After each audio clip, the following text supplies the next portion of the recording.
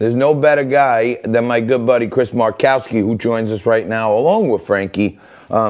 He is the host of the Watchdog on Wall Street radio show. He's the president of Markowski Investments, and he joins me quite often, great friend of the show, to talk to you about what he sees out there and what's going on with your portfolio. What's up, guys?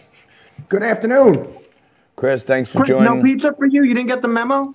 No, man, I'm doing that keto thing right now. I love pizza, but I can't have it right now. Well, you can't do a gluten-free cauliflower style like Derek Tobacco? No, but hey, it's not so bad. Keto, you get a lot of steak in there, and I'm fine with that. All right.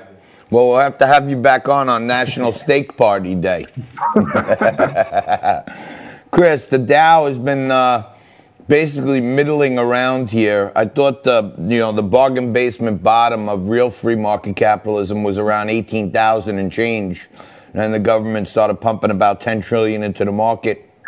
I think there's, like, me personally, I feel like there's 4,000 or 5,000 points of government fluff in there. How do you feel about this market right here looking forward?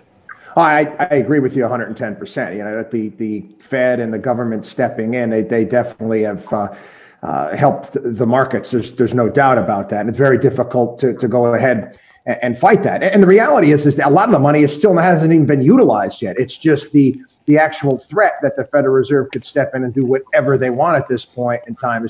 It's an anything goes type of a mentality that we have. So yeah, I agree with you wholeheartedly that the markets, you can't fight the Fed. The markets shouldn't be where they are right now based upon the economy, the way that the jobs market is and everything that's going on out there. But how do you fight it? Yeah, and I mean, me and you both know there's this old adage, don't fight the Fed. When you see the Fed coming in there, who knows, they could bowl you over. But I'm starting to feel more and more every day when I see, they're looking for another 3 trillion here, another 2 trillion there.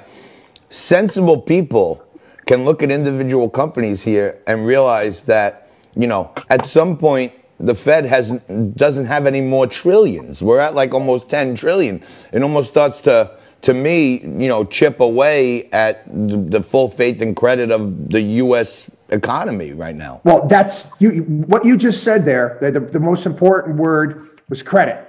The word credit, it comes from, you can go to Latin, credere, to believe. We can keep printing money. Fed can keep buying up bonds like they have been until they can't. You go back to 2010 and what happened in Portugal, Spain, and Greece is that all of a sudden people said, wait a second, I'm going to be lending money to Greece at the same rates that I'm lending money to Germany. It just makes no sense. The money that they were borrowing. At some point in time, once people do not believe in the full faith and credit of the United States, that's when the whole house of cards falls apart. But you take a look at it, the opposite side, and all this stuff scares me, all this money printing that's going on. For lack of a better phrase, and I know it's not politically correct, we're the tallest midget in the room. And right. you look at the rest of the world, and they're negative interest rates, and they've had negative interest rates for years. No doubt. And it's still going on. So who knows where the bottom is? It's like an abyss right now, and it's very difficult for people to get their arms around.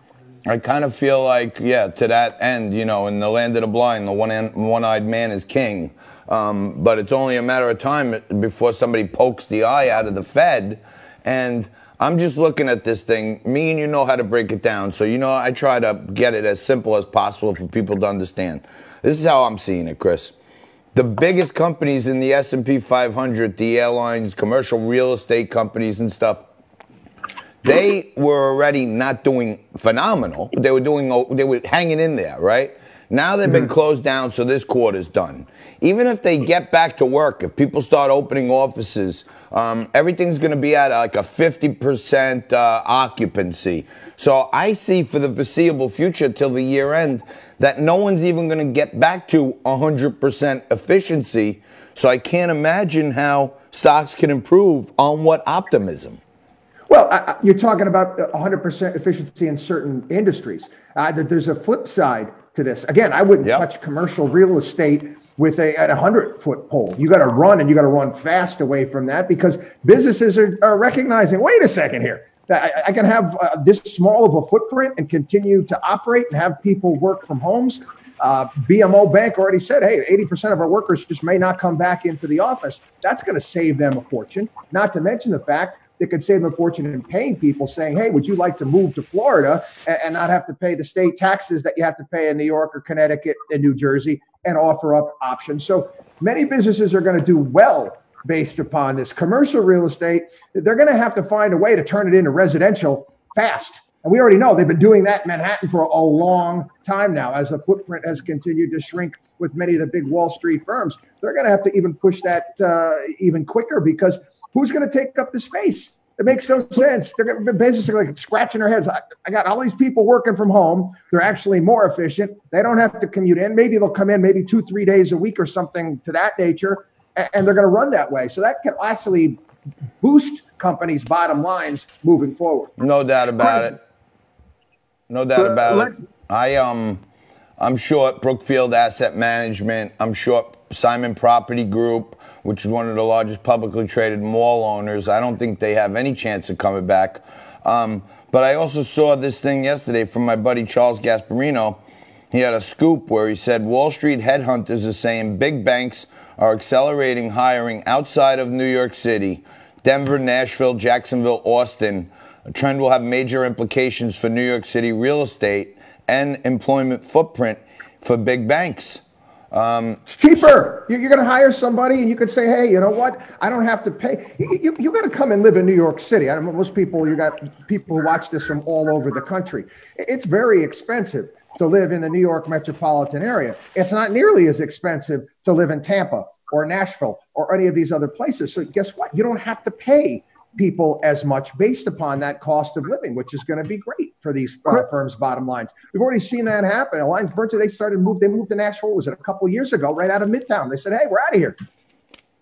Chris, let's talk short-term investors. You're the watchdog on Wall Street. Today in Washington, the House is set to pass this $3 trillion stimulus package. It's not expected to go really anywhere in the Senate. Do you expect this to have any sort of effect on investors one way or another today? No, well, basically, if you want to think about it, the Journal made this point today as well. I've been talking about it. It's basically the DNC platform for 2021. Nancy Pelosi, again, watching Biden right now. And honestly, can I say this? Shame on Joe Biden. That's your husband. Okay, at some point in time, you might want to say enough is enough. You're supposed to be looking out for the guy. He obviously cannot handle this. I feel bad for him, for crying out loud. It's awful. But this is basically their platform. And if Joe Biden wins in the fall, for all intents and purposes, the president is, that's Nancy Pelosi. And Nancy Pelosi is going to be the president of the United States. And this is her platform. And I'm sorry, but Democrats are much more efficient when it comes to running Washington than the Republicans are. The first 2 years of Barack Obama's presidency, you take a look at all of the stuff that they got through. Donald Trump tried. He tried many things. Well, we got the tax cuts through it. He did get rid of regulations, but it wasn't near the amount of legislation and policy that the Democrats got through. So she's licking her chops right now. This is basically what we're going to have if Joe Biden wins in the fall. All right, Chris, thanks a lot, bro. We're going to have to leave it there. Happy National Pizza Party today. Good luck with that keto. I'm jealous. I'm jealous, you guys, right now. Markowski. We're jealous of you for your physique, trust me. Yeah, the hair, the physique, all that. That's why we're eating pizza on a Friday and you're all ketoed out. But thank you for watching. But don't go anywhere. We got a great show coming up. Right after this, Frankie and I are going to come back. We're going to break down the news of the day. We're going to slurp down some more pizzas.